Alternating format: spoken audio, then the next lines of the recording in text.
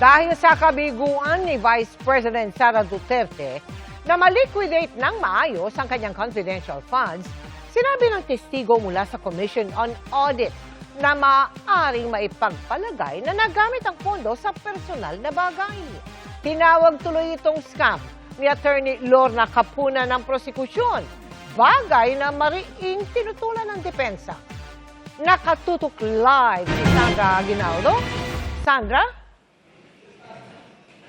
Yes, Mel, nagpatuloy nga ngayon yung testimonya ng witness ng prosecution team at kaugnay pa rin po yan sa Article 1 o yung umano'y maling paggamit ng confidential fund ng Office of the Vice President at Department of Education na nagkakahalaga ng mahigit 600 million pesos.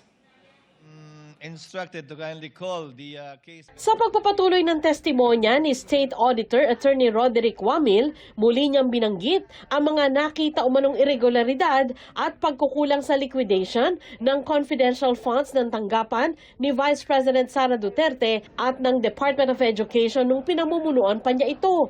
Tinanong ng prosecution si Wamil kung ang kabiguan ba na maliquidate ng wasto ang naturang pondo ay ebidensya na nalustay ito.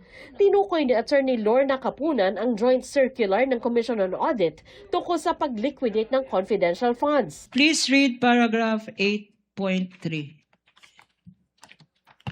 Under item 8.3, failure of the accountable officer to liquidate any public funds for which he is accountable upon demand by any duly authorized officer shall be prima facie evidence that he has put such missing funds or property to personal use and benefit.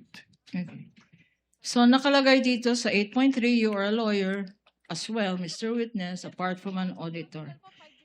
Ano ang ibig sabihin dito ng prima facie evidence? Ang ibig sabihin po ng prima facie evidence under 8.3 ay nagkaroon po ng presumption na ginamit yung funds for the personal use and benefit of the accountable officers.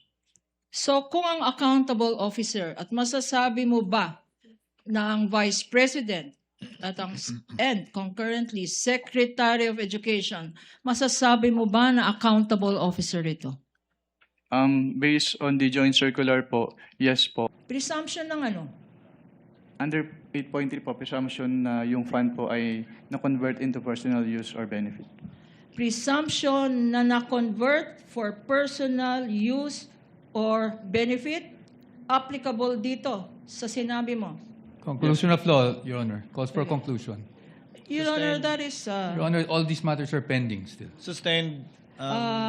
Your Honor, please, ang tawag ko lang doon, hindi prima facie evidence. Kung akong tatanungin, scam ito. Move to strike, No Your further Honor. Move to questions. strike. That is out of order, Your Honor. No further questions, Your Honor. So Move to strike. stricken from the record. Pinakita sa pagdinig ang mga dokumentong pirmado ni Vice President Sara Duterte na nooy nakaupong Education Secretary bilang siyang accountable officer. Pero sa cross-examination ng depensa, tinanong si Wamil kung may nakalagay ba sa Audit Observation Memo o AOM na may nalustay na pera. Meron po bang expressly nakasulat sa mga findings niya? Ask and answer, Your Honor. It is in That is a 8.3. presumption po. So hindi Opo. kailangang isabihin. May expressly po ba na nakasulat na may niisang kusing na napunta sa bulsa ng Vice Presidente? Ask and answer, Your Honor. This...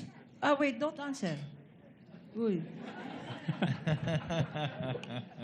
That question, Your Honor, has been asked and answered. We ask for Sustained. ruling, Your Honor. Sustained counsel, yung pag-issue niyo po ba ng AOM, pasok na sa failure to liquidate upon due demand o hindi pa po?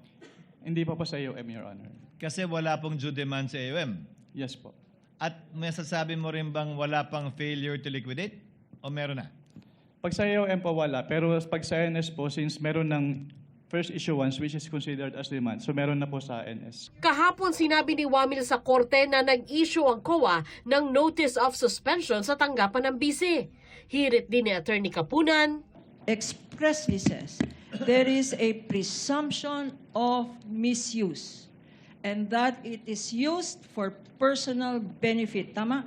Based on this provision po, yes ma'am. And so far, unless proven otherwise, that presumption still holds. She is presumed to have misused or to have used it for personal benefit, Mr. Witness, correct? Yes, ma'am. Pero giit ng depensa, sumagot ang tanggapan ni Duterte pero baka hindi na inabutan ni Wamil dahil nung panahong yun, nailipat na siya sa ibang opisina. You would confirm na sumagot ang OVP pero hindi na niya inabutan ang sagot, or meaning hindi niya na alam kung sumagot man ng OVP dun sa notice of suspension. Yes po, hindi ko naman naabutan yung... So probably for another witness. Pagdating sa DepEd, ang confidential funds daw ay para sa counterinsurgency o paglaban sa rebelyon at mga terrorist groups sa campus. Pero sabi ni Wamil, walang sinumiting dokumento ang DepEd na magpapatunay na nagawa nga ito. Ano naman ang dokumentong sinabmit ng DepEd para patunayan? Natunay nga na may terrorist ang mga eskwelahan. Meron ba? Submit the documents? Wala po silang sinabit. Matapos lumabas ang kanilang audit observation memo tungkol sa mga umunang irregularidad, nakipagpulong sa kanila ang mga kinatawan ng bise kasama si Defense Counsel Attorney Michael Powa na nooy nasa DepEd. Kilala mo ba, Mr. Witness, si Attorney Michael Powa? Nakikita ko po siya sa news. Nakikita mo siya sa news? Hindi mo siya nakikita sa in-person? Ayan, oh.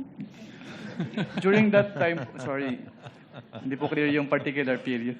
Attorney, sorry for that. No, that's fine. Nagpapagising lang tayo. Okay lang po. Sabi ni Wamil, may hiniling sina Powa sa COA. They ask po if instead of an audit observation memorandum in case may audit findings, ay audit query na lang po yung i-issue sa kanila. Audit query na lang ang dapat i-issue, yun ba ang sinabi nila? Ano naman itong audit query? Hindi po ako familiar sa audit query since hindi naman po siya kasama dun sa issuances under the Joint Circular 2015-01. Hindi raw sila pumayag sa kahilingan ni Powa kaya naglabas ang COA ng Audit Observation Memo pero hindi ito tinanggap ng opisina ng bise at imbes ay nagsumite ng Revised Accomplishment Report. Mel, bukas ay inaasahan na isasalang na rin yung ikalawang auditor naman ng COA rin na isasalang bilang witness ng prosecution team. Mel? Maraming salamat sa iyo, Sandra Aguinaldo.